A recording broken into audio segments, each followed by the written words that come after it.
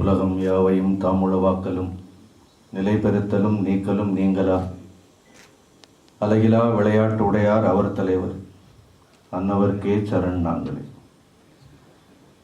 This is a beautiful invocation on Sri Ram, which you will find in Ramayanam. Like we see Valmiki Ramayanam in Sanskrit, Ramayanam is the greatest Tamil literary work composed by sage Kamba. At the outset, I congratulate the Uttar Pradesh government for organizing such a wonderful seminar on Ramayana, taking the message of this Ramayana across the globe. The character of Sri Rama or Ramayana not only inspired people in India, but across the globe. Even the character, the entire literature of Ramayana, if you go to Indonesia, even I have seen in Cambodia. Recently I went to Thailand. Everywhere you will find, there also people got inspired by the character of this great Rama. In fact, if you go to Bangkok, if you travel 70 kilometers from Bangkok, there is a beautiful city named after Ayodhya. That city is there. Even today also, the kings of Bangkok, they are all called only Rama 1, Rama 2, Rama 3. The present king is Rama 9. So this culture, this tradition of Ramayana, not only alive in our own country, across the globe, people are following this great personality called Rama. The very word Ramayana means, in Sanskrit it is called Ramasya Ayanam, Ramayanam. Ayanam means path. Ramayana means Ramasya Ayanam, the path chosen by Sri Rama. In fact, it is not an individual path. In fact, the path chosen by Rama is a universal path. Therefore, if you study entire Ramayana, it fits to our topic, insight of Rama Tatva for global perspective. Very well we can study from Ramayana, because the path chosen by Rama himself is a universal path. Sri Rama or Krishna, they did not create any new path. They have only followed the path already given to us by great Maharishis. Rama himself says that I have come here only to re-establish the path which is already laid by the ancient rishis. So it is the path of the Dharma. In order to re-establish that path of Dharma, the Lord himself took the human form and he lived amongst us and he propagated these human values. Now, if you have to propagate righteousness in the hearts of the people, it is not that easy. If you study the entire characters of Ramayana, the successful characters of Ramayana, or even the characters which is failed in Ramayana, if you see what is the difference, all the successful characters, they have followed their kartavya karma. See, if you have to establish dharma without performing one's own obligatory duties, without understanding the meaning of kartavya karma, we cannot perform dharma. The entire life of Rama is based on only kartavya karma. In fact, he was initiated into these obligatory duties, into this Kartavya Karma only by Vishwamitra Maharishi. When he was just below 12 years old, sage Vishwamitra took him to the forest. In fact, he only told him, the clarion call was given by the great Maharishi. He said, Uttishta Narashardula, Kartavyam Daivamahnikam. See, this is the message of Ramayana. Through Rama, sage Vishwamitra gave this call to the entire humanity. It is said, Uttishta Narashardula. Narashardula means the best among the human being. Vishwamitra Rishi did not address Sri Rama as God also. He called him only as a human being. The best among the human being, Uttishta. Uttishta means awake. Kartavyam Daivamanikam.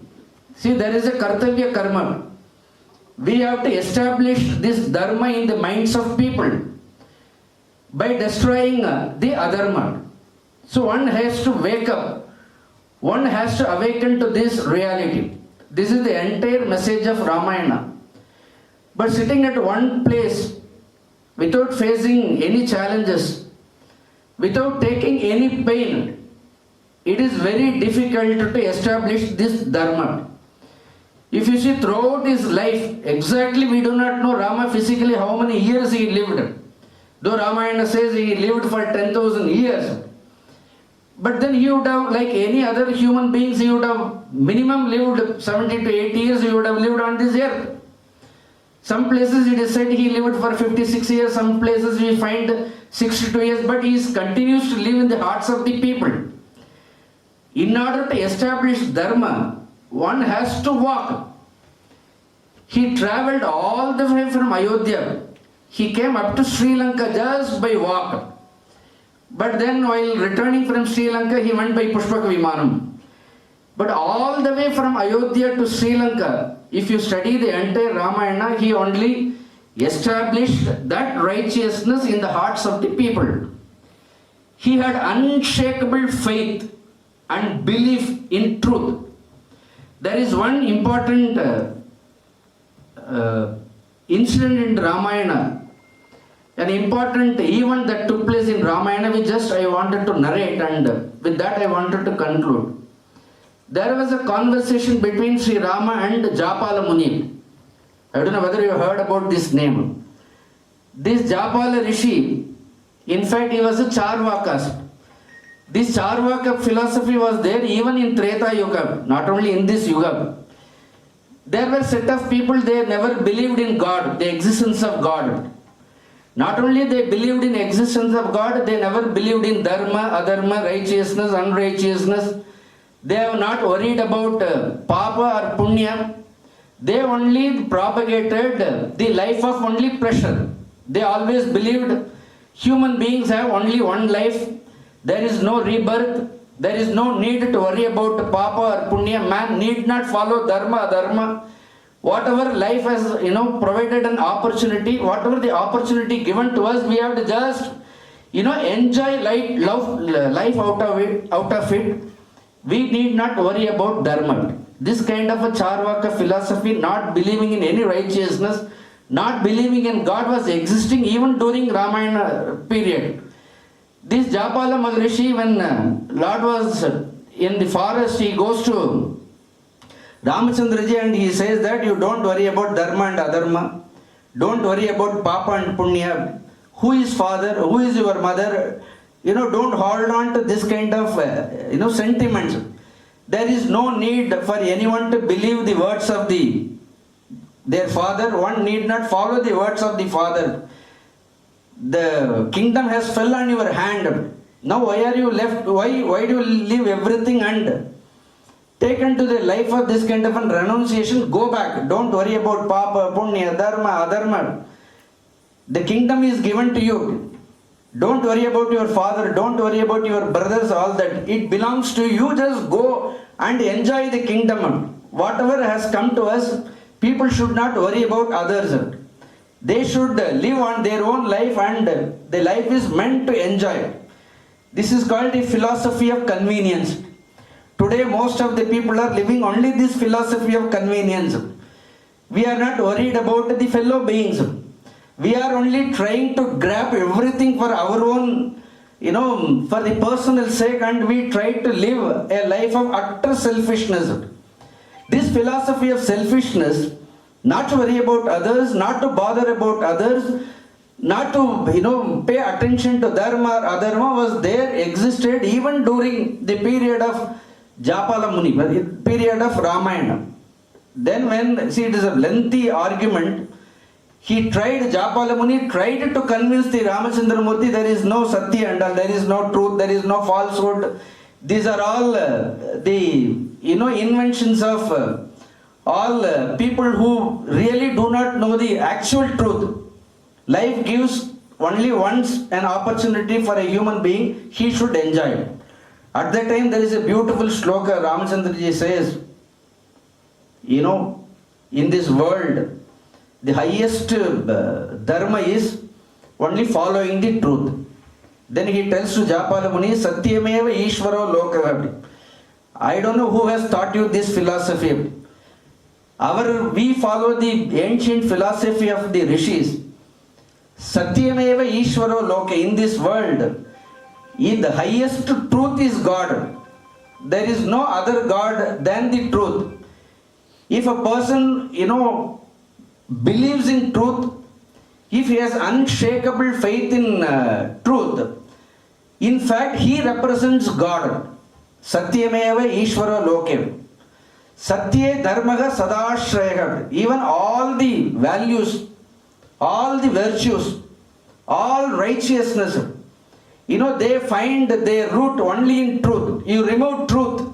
If truth is removed from this world, then there is no value for human beings. If truth is removed from this world, then there is no value for any righteousness. Therefore, even Satya Dharmaga Sadashitaha. Satya Sarvamulani. Sarvani Mulani Satyaha. Satya is the foundation. Truth is the foundation for all the virtues.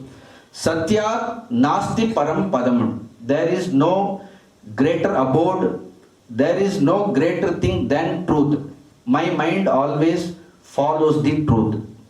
Throughout his life, he had this unshakable belief in truth and righteousness. If we have to establish that righteousness, that truth in the hearts of the people, then one's individual character also should be exemplary. Suppose if I am talking about truth, if I preach about righteousness, but personal character-wise, if I don't stand by what I say, personally, if I don't stand for that kind of a righteousness and truth, what is the use of preaching only righteousness? Rama did not preach righteousness. He lived righteousness. Therefore, Upanishad says, Satyam Vada Dharmam Chara. Dharma should be followed. Truth must be spoken. But righteousness must be followed. There is no point in just preaching righteousness. One should have a steadfast faith in righteousness, and throughout his life, he should follow these values and virtues. Rama is an embodiment of, a personal character. We all should take Rama as an ideal role model for our own personal character. First one is he had an unshakable belief in truth. That is point number one. And he exhibited that righteousness and truthfulness through his own conduct. His own conduct. Third thing, what is more important is throughout his life he was completely selfless. You cannot see any selfish element you will never find in Rama's life. He was completely selfless. And most important thing what you will find is he had all the power. The fourth most important point is his power was always backed by compassion. Today people have so much power, but people do not have any compassion. Even at the end of the battle, when he was fighting against Ravana, when Ravana was there, he gave an opportunity to Ravana. He said, just go back, I don't want to kill you. You are the greatest devotee of Lord Shiva, and you have committed a mistake by just abducting my wife. I can understand. I am ready to forgive you. In Tamil it says, Indrupoi Nalaiva, go today. Rethink.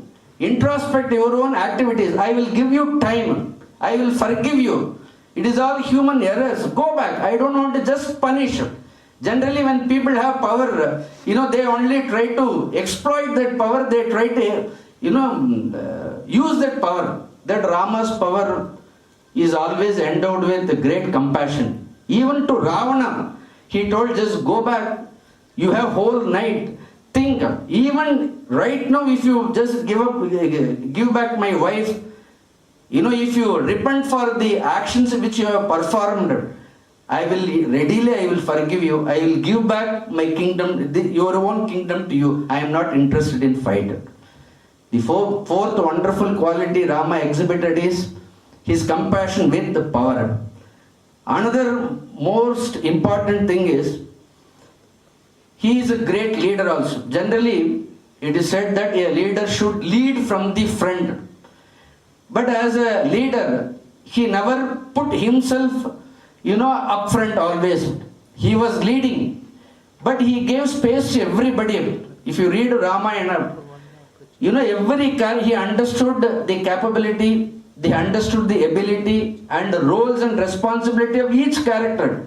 Though he was a leader, he was there to guide everybody, but he never stood forward and led. He allowed other people to do their own roles and responsibility. He gave that space for other people to do their own duties also. That is one of the greatest qualities of Rama that we find. From the entire Ramayana, we can read a teamwork. It is a beautiful teamwork. It is not a single man's achievement. When we have to protect Dharma, when we have to re-establish Dharma, it is not any individual responsibility. It is a collective responsibility. That's what we call it as Karma Yoga. Kartavya Karma is the collective responsibility. People in the society should come together. They should give up their own personal likes and dislikes, and they should take up something for the greater ideal, giving up their own personal likes and dislikes. So Rama was such a person, and he always found solutions for all the problems. And there is a saying in English, it is said, negotiation before aggression. He never went into an aggressive mood. Before that, he was interested in negotiation. He sent so many, even he sent Angada, he sent Hanuman, in order to convince Ravana. He tried to convince Ravana. When Ravana was not convinced, he took finally aggression, war as the final, thing. He took war. He was not interested to take up that war initially. When all these peace talks failed, when Ravana was not ready to listen, in spite of all the negotiations failed, then he waged war against Rama. And his most important point is, a person who wants to establish Dharma on earth should not afraid to face criticisms. You take Rama's character, there are plenty of criticisms today we find, whether it is Vali Vadam, killing Vali, or asking Sita ji to enter into that fire, or much later leaving, Sita ji, at the ashram of Valmiki. You will find there are so many criticisms you will find, but he is not worried about personal criticisms. He was always ready to accept all the criticisms, but then his attention was only to, follow Dharma. Therefore, he is called Maryada Purusha. Such we will find so many qualities, wonderful qualities in Sri Ramachandra. You all know, most of you must have read Ramayana. Not much time today is there to explain everything. I thank the organizers for giving me this opportunity. Thank you very much, Hari.